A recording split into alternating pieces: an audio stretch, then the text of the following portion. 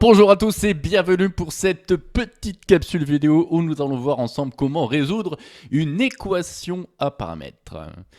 Alors si on regarde un petit peu notre équation, il semblerait que ça soit une équation du second degré dont l'inconnu est x, mais une nouvelle lettre a fait son apparition, c'est le paramètre m. Alors qu'est-ce que ça veut dire finalement la différence entre inconnu et paramètre ?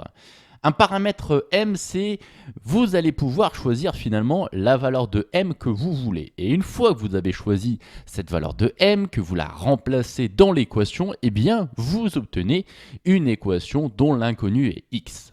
En quelque sorte, vous avez devant les yeux une infinité d'équations qui vous est présentée puisque je peux choisir une infinité de valeurs différentes à mon paramètre m et une fois que j'ai choisi le paramètre, j'obtiens mon équation en x comme vous avez l'habitude depuis pas mal d'années de résoudre des équations d'inconnu x. Ce que je veux dire en quelque sorte, c'est ici, ce n'est pas une équation à deux inconnus. Finalement, le m, on ne cherche pas à connaître sa valeur.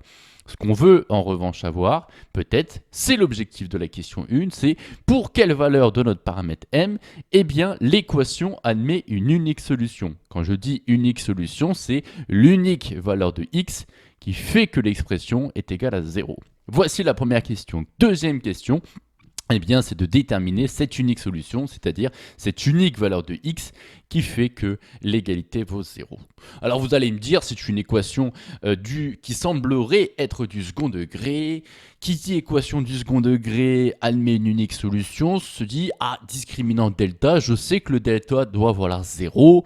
Comme ça, je sais que l'unique racine, c'est x0 qui est égal à moins b sur 2a. J'applique mon cours et tout se passe bien. Mais attention ici, je vous rappelle que cette équation n'est pas forcément du second degré. Et oui, effectivement, c'est une erreur que font généralement trop souvent les élèves. C'est que si je choisis comme paramètre m est égal à 2, eh bien ce facteur qui est ici, eh bien il va valoir 0.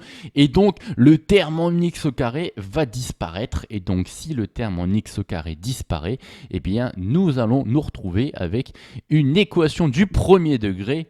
Et donc qui dit premier degré dit clairement le discriminant delta n'existe pas.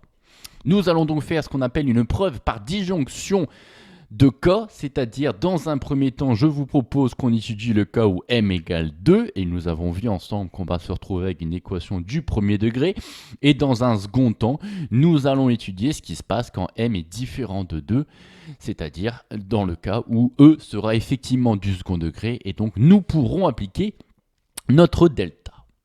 Si m égale 2, eh bien on y va, on connaît la valeur du paramètre et donc on peut remplacer pour véritablement connaître l'expression de cette équation. Eh bien si m égale 2, on a vu que x au carré ici allait disparaître. 2 fois 2, ça me fait 4, ça me fait 4x moins 1 est égal à 0. Je passe à la résolution de cette équation, je dois isoler x. Le moins 1, je l'envoie de l'autre côté, ça fait plus 1. La multiplication par x, je l'envoie de l'autre côté, ça me fait un quart, c'est-à-dire 0,25. J'ai donc en partie répondu aux deux questions. J'ai trouvé une valeur de m, c'est-à-dire 2, pour laquelle l'équation admet une unique solution. Et réponse à la question 2, eh bien cette unique solution, c'est 0,25. J'ai presque envie de vous dire, on aurait pu s'en douter, qu'il y allait avoir une unique solution puisque, je vous rappelle, toute équation du premier degré admet une unique solution. Quand vous passez à la moulinette de votre méthodologie pour résoudre des équations du premier degré, dans tous les cas, vous allez obtenir une unique réponse. C'est logique, puisqu'une expression du premier degré est représentée par une droite oblique, et qui dit droite oblique dit dans tous les cas, vous allez couper l'axe des abscisses, c'est-à-dire le niveau de la mer. Il y a un moment où vous allez plonger, ou soit vous allez refaire surface dans tous les cas. Regardons maintenant le deuxième cas, m est différent de 2, eh bien allons-y dans l'équation. Ah bah non, puisqu'en fait on ne connaît pas vraiment la valeur de m, puisque m est différent de 2, on ne sait pas si c'est 3 ou si c'est 4 ou si c'est moins 5, et donc je ne peux pas remplacer dans l'équation. En revanche, qu'est-ce que je sais? La question nous demande quand est-ce que l'équation admet une unique solution. Et donc, elle admet une unique solution, je vous rappelle, quand le discriminant delta est égal à 0. Je sors mes formules de mon cours, delta c'est b carré moins 4ac, je l'écris et nous sommes partis concernant les calculs. Le b c'est 2m et donc j'obtiens que c'est 2m au carré pour mon b carré. J'enchaîne, je recopie mon moins 4 et j'enchaîne sur le a. Le a, je vous rappelle, c'est le coefficient devant x au carré et donc le a c'est uniquement m-2. Alors, je m'arrête 2 petites secondes là-dessus parce que les élèves ont tendance à se tromper. Le b, c'est ce qu'il y a devant le x, donc c'est uniquement le 2m. Il ne faut pas prendre que le 2, il ne faut pas tout prendre non plus, c'est-à-dire qu'il ne faut pas prendre 2mx. Le b, c'est le coefficient qu'il y a devant le x, c'est-à-dire 2m pour le b. Pour le a, je prends uniquement ce qu'il y a devant x au carré, c'est-à-dire m-2.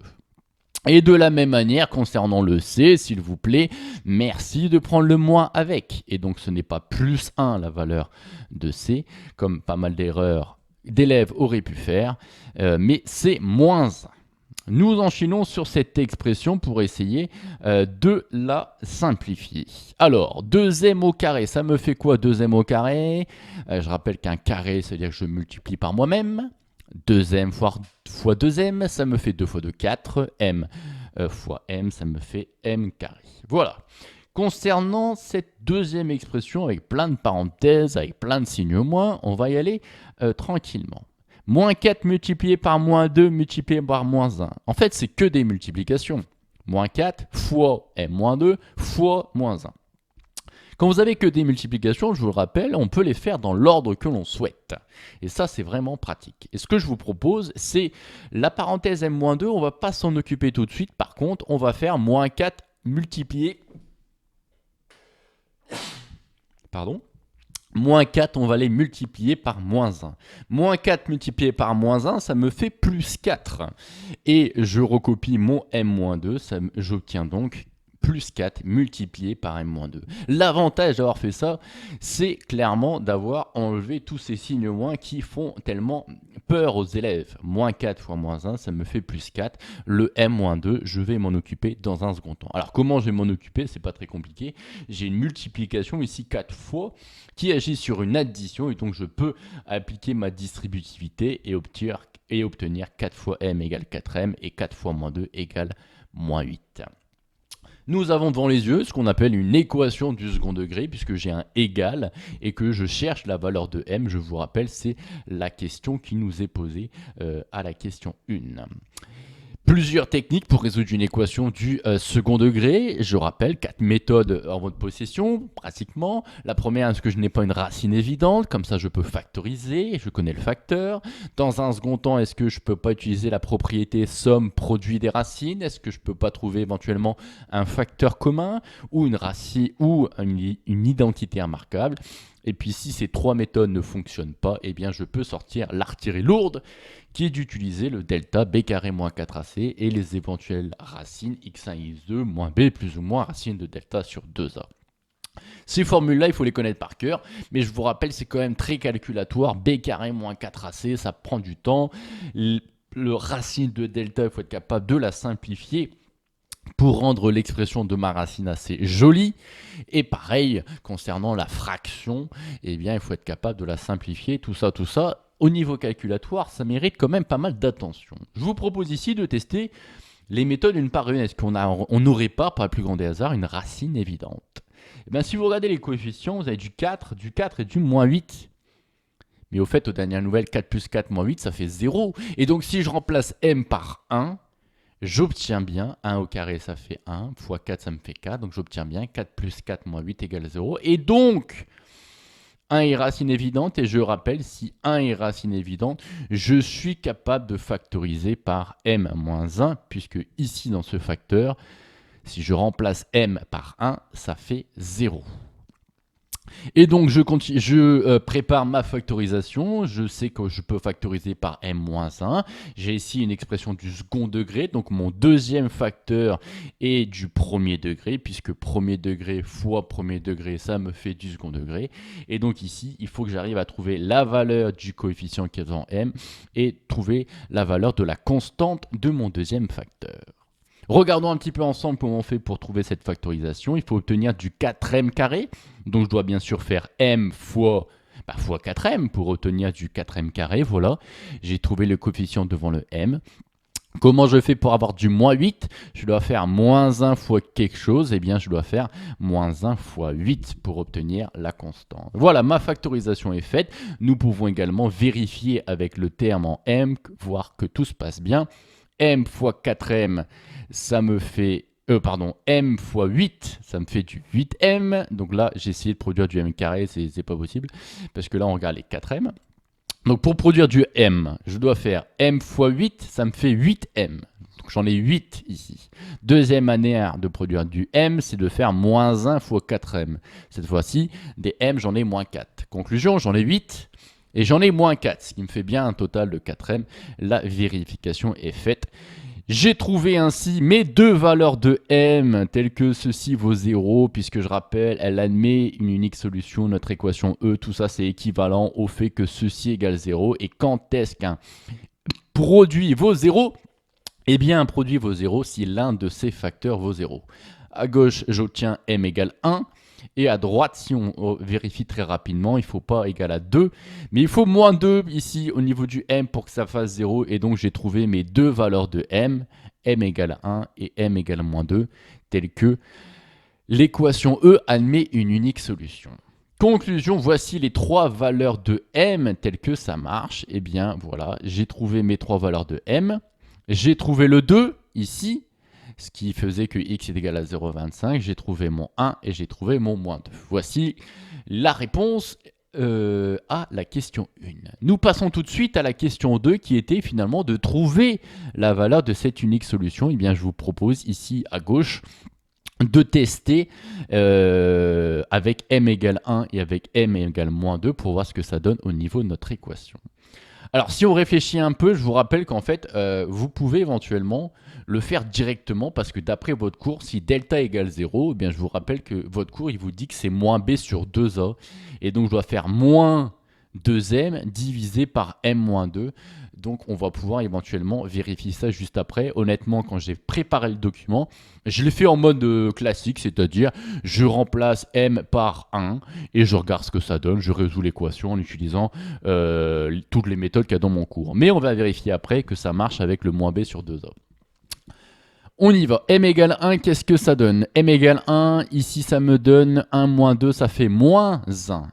Si m égale 1, j'obtiens 2x et ça me fait donc moins x au carré plus 2x moins 1. Ici, clairement, si on constate un petit peu, je ne suis pas trop fan d'avoir un moins ici devant mon x au carré. Donc, qu'est-ce que je vais faire? Étant donné que c'est égal à 0, je vais tout multiplier par moins 1. Comme ça, mon expression ici, elle sera un petit peu plus pratique à utiliser. Qu'est-ce qui se passe si je multiplie tout par moins 1? Et bien, le moins devient un plus, le plus devient un moins, et le moins devient un plus. L'avantage de ça, c'est que normalement, quand vous regardez ça, vous devez obtenir soit une racine évidente, parce que je constate que 1 plus 1 moins 2, ça fait 0, et donc 1 est racine évidente. Et en fait, ce que vous pouvez constater, c'est que ceci est une identité remarquable, c'est moins 1.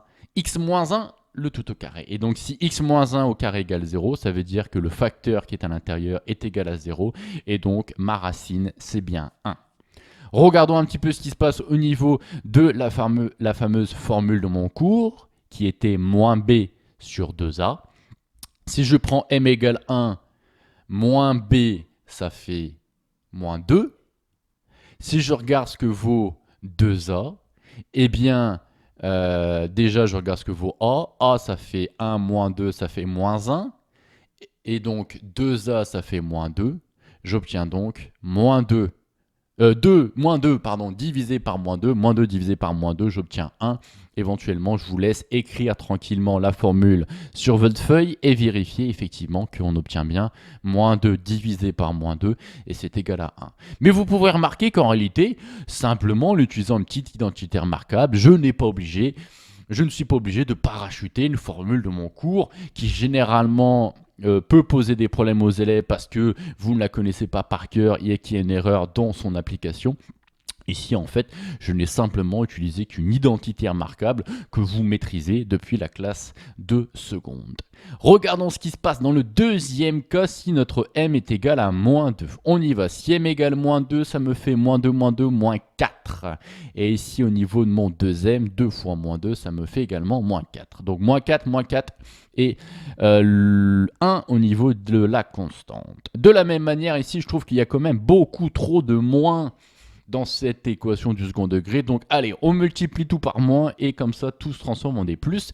Et de la même manière, en fait, si on réfléchit un peu, étant donné qu'on sait qu'on doit obtenir une unique solution puisque le delta est égal à 0, eh bien d'après notre cours, si le delta est égal à 0, eh bien la factorisation, c'est a multiplié par x moins cette fameuse racine que dans le cours on a noté x0 et le x moins 0 est au carré. Le tout est au carré. Et donc, je suis obligé finalement d'obtenir ici un carré. Donc, je suis obligé d'obtenir une identité remarquable ici. Je suis obligé d'avoir a plus b au carré quelque part. Ou éventuellement du a moins b. Donc ici, en fait, je sais qu'il y aura une identité remarquable qui va être quelque part. Je regarde ici la constante qui vaut 1. Donc, dans mon a plus b, la constante qui est à la fin, ça doit être 1. Et ensuite, je regarde 4x au carré. Attention, ce n'est pas le carré de 4x. Car le carré ici n'agit que sur le x, le carré est prioritaire sur la multiplication, et donc ici, c'est bien le carré de 2x dans mon équation, dans mon identité remarquable. Vérifions rapidement qu'il n'y a pas de problème au niveau du terme en x, c'est une petite vérification. On sait que c'est le double produit. Si je fais le produit des deux, 2x fois 1, ça me fait 2x. Si je fais le double de 2x, j'obtiens bien 4x. Mon identité remarquable est vérifiée. Ici, 2x plus 1 au carré égale 0, quand le 2x plus 1 qui est à l'intérieur est égal à 0. Et vous obtenez sans grand problème que votre solution, c'est moins 0,5. De la même manière, si vous vouliez appliquer la formule de votre cours qui vous dit que la racine, c'est moins b sur 2a, la racine x0, moins b sur 2a, on avait trouvé moins 2. Donc le b va valoir moins 4 ici, puisque c'est 2 fois moins 2, donc moins 4. Ce qui fait que, en fait, on va regarder éventuellement sur l'équation ici. Et là, vous pouvez directement appliquer moins b sur 2a. Moins b, ça fait plus 4. 2a, ça fait moins 8. 4 divisé par moins 8, eh bien, ça fait moins 0,5. De la même manière ici, vous savez qu'il y a une seule racine. Vous pouvez appliquer votre formule ici si vous voulez directement. Moins b sur 2a. Moins b, ça me fait moins 2. 2a, ça me fait moins 2. Moins 2 divisé par moins 2, ça me fait 1. Voilà, nous avons vérifié éventuellement avec la formule de notre cours qui est moins b sur 2a. Et donc, pour conclure, si m égale 2 pour la question 2, nous avons trouvé 0,25. Si m est égal à 1, ici, nous avons trouvé x égale à 1. Si m est égal à moins 2, nous avons trouvé moins 0,5. C'est donc la conclusion de cette deuxième question. Et je vous souhaite bonne continuation. A plus tard.